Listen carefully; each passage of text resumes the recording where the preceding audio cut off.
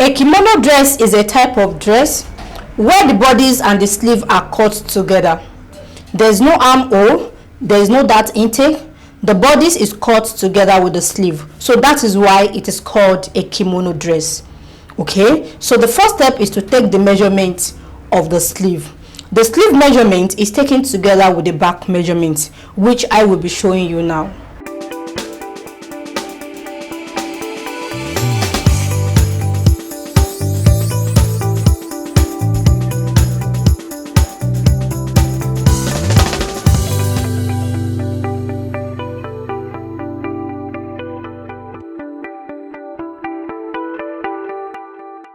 In taking a kimono sleeve measurement, the measurement has to be taken from the nape of the neck.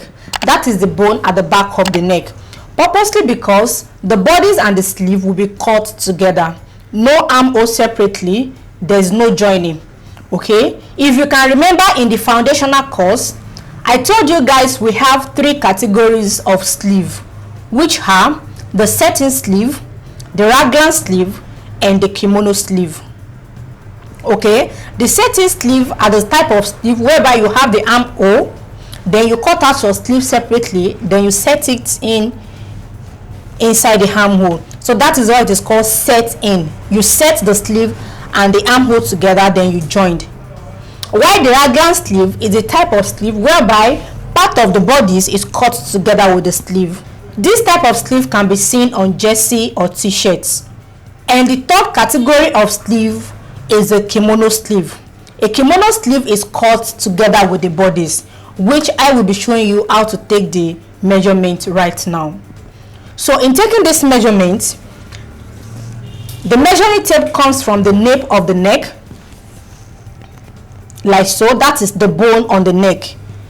Then I will extend my measuring tape downward to the arm, like so. Then I will stretch down and stop on the desired sleeve length.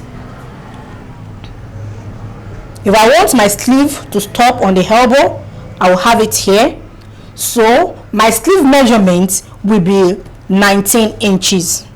If I want the sleeve to be on the 3/4 point, then I will have my sleeve measurement as 24 inches.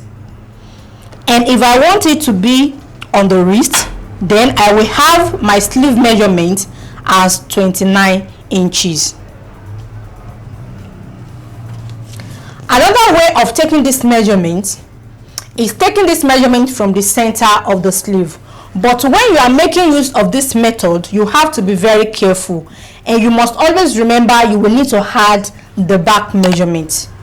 So if you want to take the measurement from the center of the shoulder, so whatever you have as the sleeve measurement has to be added together with half of the back measurement.